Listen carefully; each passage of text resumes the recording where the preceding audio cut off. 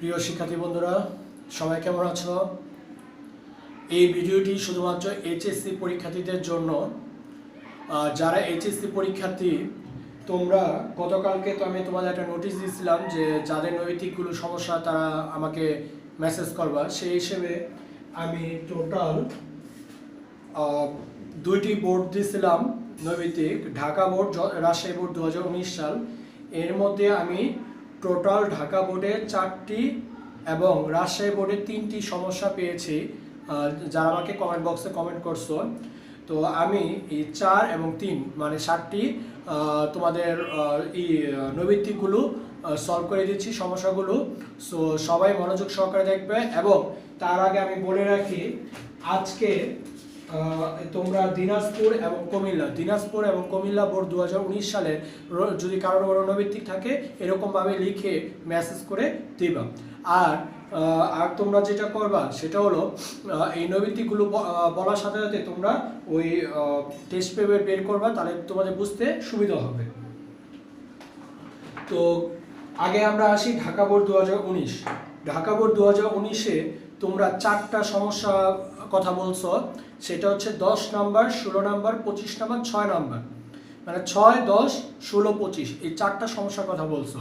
তো আমি যথাক্রমে এই 4টি সমস্যা এখন সমাধান করে দিচ্ছি। তো প্রথমে হচ্ছে 6 নাম্বার, 6 নাম্বারের নৈতিকের সমস্যার কথা বলছো। সো 6 নাম্বারে কি বলছে তুমি একটু দেখো, মনোযোগ সহকারে দেখো।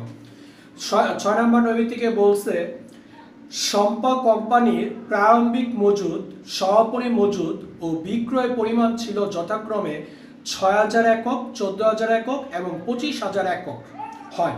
তবে উৎপাদনের পরিমাণ কত? কতে 5,000 একক, ঘতে 17,000 একক, গতে 33,000 একক এবং ঘতে 45,000 একক। কোশ্চেনে অপশন দেওয়া আছে। তো এখন তোমার উৎপাদন একক চাইছে। কোশ্চেনে দেওয়া আছে কি? প্রারম্ভিক মজুদের একক, সমাপনী মজুদের একক এবং বিক্রয়ের একক দেওয়া আছে। তোমার দরকার হলো উৎপাদন একক। তোমরা সেই ক্ষেত্রে যেটা করবা, এটা হচ্ছে কয় নাম্বার অধ্যায় এবং ওই অধ্যায়ের নাম কি সেটা তোমাদের আগে জানা দরকার, তাহলে তোমরা নৈতিকটা সহজে সমাধান করতে পারবা। এটা হচ্ছে তোমাদের হিসাব বিজ্ঞান 2য় পত্রের 7 নম্বর অধ্যায় উৎপাদন ব্যয় হিসাব অধ্যায়ের 2 ধরনের অঙ্ক আছে। একটা হলো উৎপাদন ব্যয় বিবরণী সংক্রান্ত আর একটা হলো বেতন মজুরি সংক্রান্ত। এটা হচ্ছে উৎপাদন ব্যয় বিবরণী সংক্রান্ত প্রশ্ন, ঠিক আছে? ওই তোমার বিভাগের প্রশ্ন, উৎপাদন ব্যয় বিবরণী বিভাগের প্রশ্ন। তো এখানে তোমার যেটা করবা, তোমরা দেখবা উৎপাদন ব্যয় বিবরণী যে শীট আমি দিছিলাম সেই শীটে তোমাদের একটা সূত্র আছে, উৎপাদন ব্যয় উৎপাদন একক বা উৎপাদিত এককের একটা সূত্র আছে। সেই সূত্রটা অ্যাপ্লাই করতে হবে, কারণ সেই সূত্রটা অ্যাপ্লাই করলেই তুমি এই অঙ্কের অ্যান্সারটা পাবা। তো আমরা যদি ধরি তাহলে দেখো, উৎপাদন এককের সেখানে সূত্রে দেখবা লেখা আছে সমাপনী মজুদের একক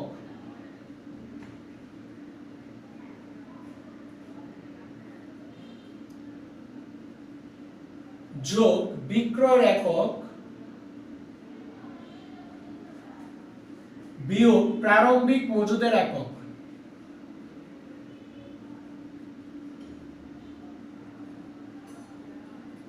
এই সূত্রটা আবার কিভাবে হলো এবার দেখো।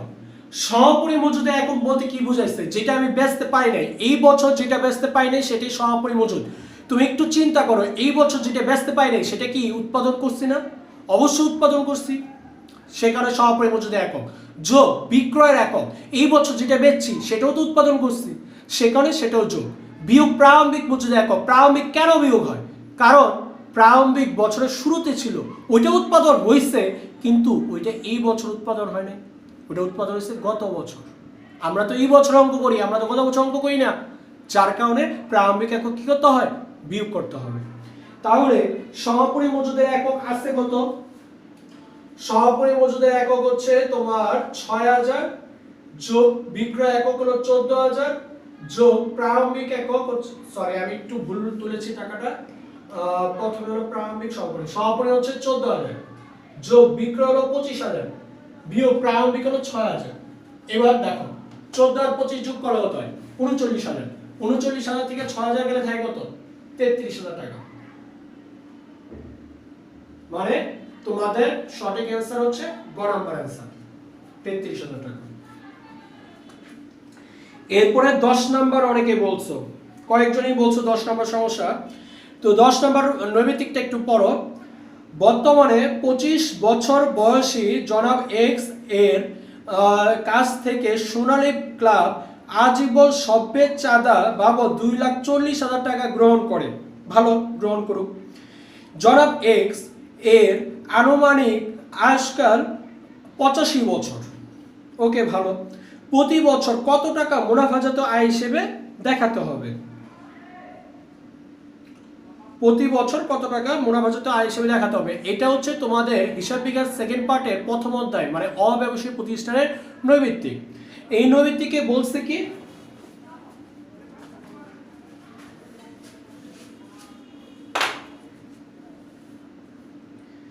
10 নম্বর এই নৈমিত্তিকে বলছে যে বর্তমানে 25 বছর বয়সী একজন ব্যক্তি তার আজীবন সভ্যের চাঁদা তার থেকে আমরা পাইছি, মানে প্রতিষ্ঠান পাইছে 2,40,000 টাকা, 85 বছর আয়ুষ্কাল। এখন প্রশ্ন হচ্ছে, আমি একজন ব্যক্তি থেকে 2,40,000 টাকা পাইছি, আমি একজন ব্যক্তি থেকে 2,40,000 টাকা পাইছি আজীবন সভ্যের চাঁদা বাবদ, এবং সেটা হলো 85 বছর আয়ুষ্কাল পর্যন্ত। কিন্তু ওই লোকটার বয়স কত? 25 বছর তো পার হয়ে গেছে গা। তাহলে 85 বছর আয়ুষ্কাল, 85 বছরের মধ্যে তার কত বছর? 25 বছর। তার মানে কি 25 বছর কি পার হয়ে গেছে? তাহলে রয়েছে কয় বছর? 60 বছর। তাহলে 2,40,000 কয় বছরে? 60 বছরে। তাহলে 2,40,000 কে 60 দিয়ে ভাগ দাও, মানে 4,000 টাকা। এটাই হচ্ছে এক বছরের, এটাই হচ্ছে তোমার এক বছরের। কারণ 2,40,000 টাকা পাইছি আমি 85 বছর আয়ুষ্কাল, 85 বছরের মধ্যে অলরেডি তার 25 বছর পার হয়ে গেছে গা। তাহলে রয়েছে কয় বছর? 60 বছর। বিধায় 60 দিয়ে ভাগ, তাহলে কি এক বছর পেয়ে যাবে। এটা অ্যান্সার হচ্ছে তোমার খ নাম্বার অ্যান্সার, খ নাম্বার অ্যান্সার এটা।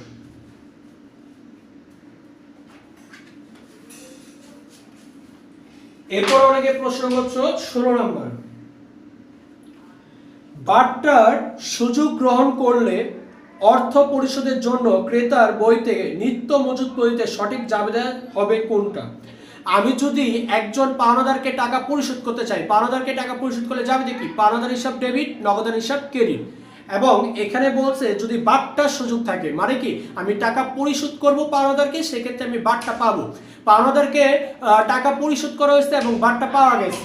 আমরা দুই পদ্ধতির জাবেদা শিখছিলাম। দেখবা আমাদের প্রাথমিক ধারণা শীটে মোটামুটি 18-19 পাতার দিকে, 17 থেকে 19 পাতা, এই তিনটা পাতার মধ্যে যে কোনো এক পাতা দেখবা যে কালান্তিক আর নিত্য মজুদের একটা ছক দেওয়া আছে। সেই ছকে এরকম লেখা, একটা হলো কালান্তিক মজুদ পদ্ধতিতে জাবেদা আছে, আর একটা হলো নিত্য মজুদ পদ্ধতিতে জাবেদা আছে। এটা হলো নিত্য মজুদ আর একটা হলো কালান্তিক মজুদ। এখন কালান্তিক মজুদের ক্ষেত্রে পাওনাদারকে যদি পরিশোধ করি এবং বাট্টা যদি থাকে, সেক্ষেত্রে জাবেদা হচ্ছে পাওনাদার হিসাব ডেবিট। কারণ পাওনাদারকে টাকা দিলে কি পাওনাদার নিকট দায়ের হ্রাস পায়। পাওনাদারকে কি দিছি? নগদ টাকা। নগদ টাকা দিলে আমার কচকচা নোট, নগদ টাকা চলে গেছে, নগদান হিসাব ক্রেডিট। আর টাকা দেওয়ার সাথে সাথে কি আমি বাট্টা পাইছি, বাট্টা পাইলে আয় হয়, প্রাপ্ত বাট্টা অথবা ক্রয় বাট্টা হিসাব ক্রেডিট। আমেরিকান স্টাইলে এবং কালান্তিক মজুদ পদ্ধতির ক্ষেত্রে প্রাপ্ত বাট্টাকে ক্রয় বাট্টা বলেও অভিহিত করা হয়। এটা হলো কালান্তিক মজুদের জাবেদা। আর যদি নিত্য মজুদের জাবেদা করতে চাও তাহলে জাবেদা হবে এরকম, পাওনাদার হিসাব ডেবিট, নগদান হিসাব ক্রেডিট, আর ক্রয় বাট্টা বা প্রাপ্ত বাট্টাকে নিত্য মজুদের ক্ষেত্রে বলা হয় মজুদ পণ্য, মজুদ পণ্য হিসাব ক্রেডিট। আর এরকমই হচ্ছে তোমার ঘ নাম্বার অ্যান্সার। সো এটা হচ্ছে 16 নাম্বার নৈমিত্তিক এবং অ্যান্সার হচ্ছে ঘ।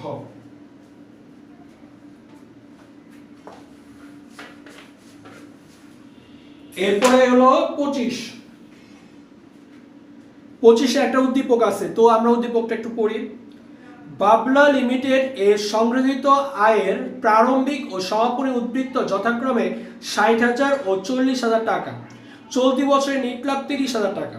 এই হচ্ছে প্রশ্ন, উদ্দীপক। আর প্রশ্নে কি চাইছে 25-এ চলতি বছরে বাবলা লিমিটেড এ প্রদত্ত লভ্যাংশের পরিমাণ নির্ণয় করো। মানে এটা হচ্ছে তোমাদের হিসাব বিজ্ঞান সেকেন্ড পার্টের তৃতীয় অধ্যায় নগদ প্রবাহ বিবরণী চ্যাপ্টারের নৈবিত্তিক। আর এই নৈবিত্তিকে বলছে লভ্যাংশের পরিমাণ নির্ণয় করো। দেখবা নগদ প্রবাহ বিবরণী যে শীট দিছিলাম সেই শীটের মধ্যে শীটের শেষের দিকে শেষের পাতায় দেখবা এই সূত্রটা দেওয়া আছে, মানে লভ্যাংশ বের করার সূত্র। তো লভ্যাংশ বের করার সূত্র হচ্ছে তোমার এটা হচ্ছে কত নম্বর 25 নম্বর নৈবিত্তিক। লভ্যাংশ বের করার সূত্র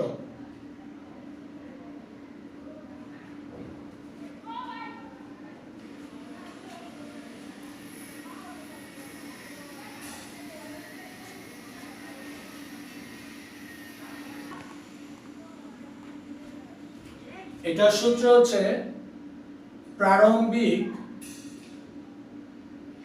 সংরক্ষিত তহবিল যোগ নিট লাভ বিয়োগ সমাপনী সংরক্ষিত তহবিল।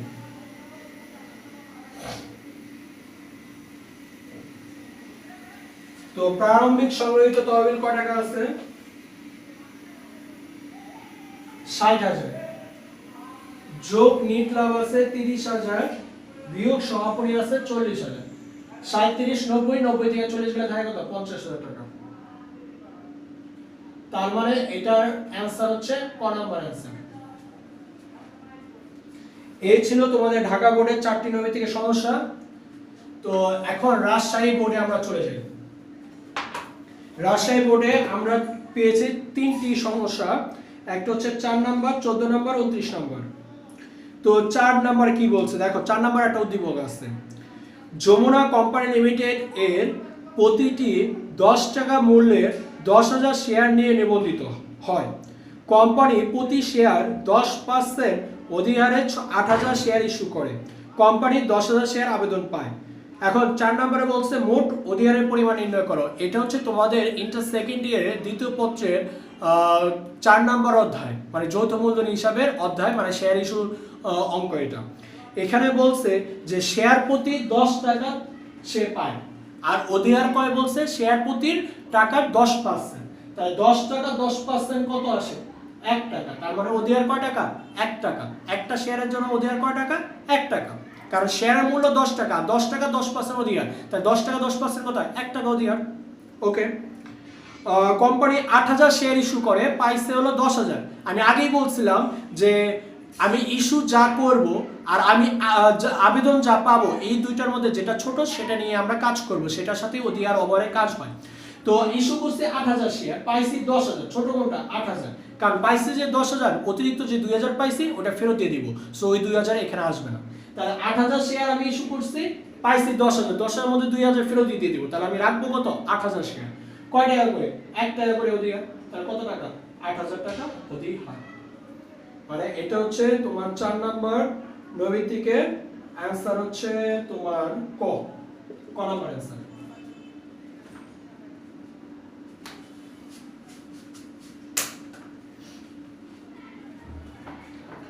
এরপর হচ্ছে 14 নাম্বার নৈবিত্তিকে, এটাতেও একটা উদ্দীপক আছে, তো আমরা উদ্দীপকটা একটু পড়ি। 1 জানুয়ারি 2018 তারিখে উজয়ন লিমিটেড এর নগদ জমার উদ্বৃত্ত 25,000, মানে 1 তারিখে নগদ জমা 25,000। প্রাপ্য হিসাব মানে দেনাদার 10,000। দুয়ারে চলতি সম্পদ 1 তারিখে প্রারম্ভিক। উক্ত বছরে অন্যান্য তথ্যাবলী নিম্নরূপ: নিট আয় বলতে কি বোঝাইছে? নিট লাভ 30,000, লভ্যাংশ প্রদান 12,000, শেয়ার ইস্যু 70,000, দীর্ঘমেয়াদী বিনিয়োগ ক্রয় 1,60,000, মেশিন বিক্রয় 90,000, যার বই মূল্য 95,000। ও মেশিন বিক্রয় 90,000, যার বই মূল্য 95,000। মানে বই মূল্য মানে কি? সম্পদ থেকে অবচয় বাদ দিলে যেটা পাই সেটা বই মূল্য। মানে 95,000 টাকার মেশিন আমি 90,000 টাকা বেচছি, 95,000 টাকার জিনিস আমি 90,000 টাকা বেচছি, মানে কি আমার 5,000 টাকা ক্ষতি হয়েছে। এরপর হলো অবচয় হচ্ছে 10,000 টাকা। প্রাপ্য হিসাবে জেড সমাপনী 31/12/16, মানে সমাপনী জেড 28,000 টাকা। এখন 14 নম্বরের কোশ্চেনে কি বলছে? প্রতিষ্ঠানের পরিচালনা সংক্রান্ত নগদ প্রবাহের পরিমাণ নির্ণয় করো। তো এটা আমরা বুঝতে পারছি, এটা হিসাব বিজ্ঞান দ্বিতীয় পত্রের 3য় অধ্যায়, মানে নগদ প্রবাহ বিবরণী অধ্যায়ের নৈবিত্তিক। তো এবং এখানে পরিচালন কার্যক্রমের মাধ্যমে নগদ প্রবাহ, এটার ক্ষেত্রে আমি বলছিলাম এটার ক্ষেত্রে কিভাবে করতে হয়। এটা একটা ফরম্যাট আছে, ফরম্যাট অনুযায়ী কাজ করবে। ফরম্যাটটা কি রকম? প্রথমে আমরা নিট লাভ দিছি, দেই 2 নাম্বার করে। এবার প্রথম করে কিছু যোগ বিয়োগ করি। কি কি যোগ বিয়োগ করি? অবচয় যোগ, অবলোপন যোগ, স্থায়ী সম্পদ বিক্রয়িত মুনাফা বিয়োগ, স্থায়ী সম্পদ বিক্রয়িত ক্ষতি যোগ, চলতি সম্পদ বৃদ্ধি বিয়োগ হ্রাস যোগ, চলতি দায় বৃদ্ধি যোগ হ্রাস বিয়োগ। এগুলো যোগ বিয়োগ করলে প্লাস থাকলে দ্বিতীয় করে, মাইনাস থাকলেও দ্বিতীয় করে। প্লাস থাকলে নেট লাভের লগে যোগ, মাইনাস থাকলে নেট ক্ষতি নেট লাভের থেকে বিয়োগ করলে আমরা কি পাই? পরিচালন কার্যক্রমের মাধ্যমে নগদ প্রবাহ, যেটা তোমাদের তৃতীয় অধ্যায়ে যখন পড়াইছি তখন এটা খুব ভালো মতোই বুঝাইছিলাম এবং করাইছিলাম। সেই ফরম্যাট অনুযায়ী এই অঙ্কটা করতে হবে। তো এই অঙ্কটার জন্য আমরা ছোটখাটো একটা ছকের মতো আঁকি। ওকে, আঁকলাম। তো এখানে প্রথমে নিট আয় বলতে কি? নিট লাভ বুঝাইছে। নিট লাভ কত নাম্বার? 2 নাম্বার মানে হচ্ছে তোমার 30,000। এটা টাকা, এটা টাকা, এটা বিবরণ। এরপরে কিছু যোগ করতে হয়, কি কিছু সমন্বয় যোগ করতে হয়। কি কি সমন্বয় যোগ করতে হয় দেখো। প্রথমে আছে মেশিন বিক্রয়জনিত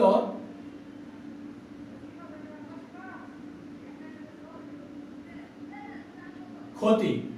মেশিনের মূল্য ছিল 95,000 কিন্তু বিক্রি করছি কত? 90,000। তাহলে মেশিন বিক্রি করে ক্ষতি হয়েছে কত? 5,000 টাকা। এরপর হচ্ছে অবচয় 10,000 টাকা। আর হচ্ছে চলতি সম্পদের ক্ষেত্রে আছে প্রাপ্য হিসাব। প্রাপ্য হিসাব কি? বাড়ছে না কমছে? আগে ছিল 10, প্রারম্ভিকে 10, সমাপনীতে 28। তার মানে কি? বৃদ্ধি পাইছে। আর চলতি সম্পদ বৃদ্ধি পাইলে কি? বিয়োগ। কত বাড়ছে? আগে 10, পরে 28। কত বাড়ছে? 18,000। 5 10 15, 15 থেকে -18 ইকুয়াল টু কি আসে? -3,000। যেহেতু মাইনাস আসছে উপরে থেকে মাইনাস করতে হবে। 30,000 থেকে 3,000 গেলে থাকে কত? 27,000 টাকা ডবল দাম। সুতরাং পরিচালন কার্যক্রমের মাধ্যমে আন্তঃপ্রবাহ আমরা পেয়ে গেলাম। এটা হচ্ছে তোমার 14 নাম্বার নৈমিত্তিকে কত নাম্বার आंसर? 27,000 হলো খ নাম্বার आंसर। এন্ড লাস্ট আরেকজনের আরেকটা কোশ্চেন আছে, সর্বশেষ কোশ্চেন 29 একটা উদ্দীপক আছে। আমরা আগে উদ্দীপকটি আলোচনা করছি। মাহমুদ টেরাসে 2018 সালে স্থায়ী খরচের পরিমাণ ছিল 1,80,000। স্থায়ী খরচ কি? যে খরচ আমরা মানে প্রতিনিয়ত চেঞ্জ হয় না, ঠিক আছে, স্থির থাকে সেটা। একক প্রতি পরিবর্তনশীল ব্যয়, যেটা হরদম চেঞ্জ হয়, পরিবর্তনশীল ব্যয়। একক প্রতি 20 টাকা।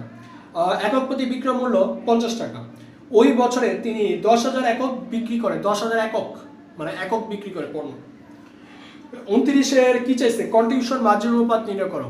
আমরা বুঝতে পারছি এটা আমাদের হিসাব বিজ্ঞান তৃতীয় বছরের 10 নম্বর অধ্যায়ের অঙ্ক, মানে কন্ট্রিবিউশন বা অনুদান প্রান্তের সূত্রের অঙ্কগুলো।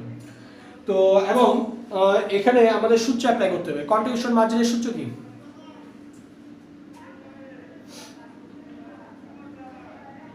কন্ট্রিবিউশন মার্জিন অনুপাতের সূত্র হচ্ছে উপরে কন্ট্রিবিউশন মার্জিন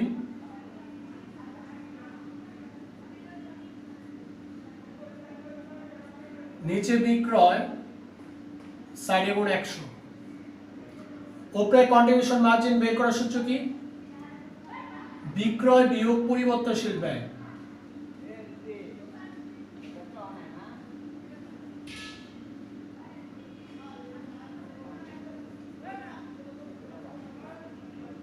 নিচে বিক্রয় সাইডে গুণ 100।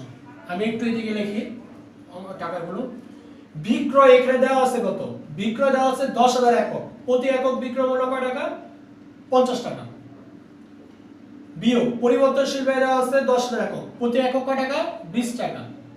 আর নিচে বিক্রয় মূল্য কয় টাকা? ওই যে 10,000 গুণ 20 50 সাইডে গুণ 100।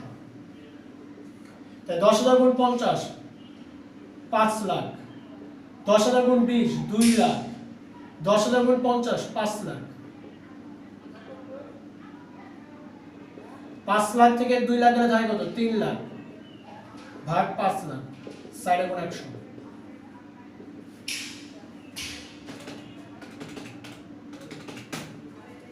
আসলে 0.6 গুণ 100 60%।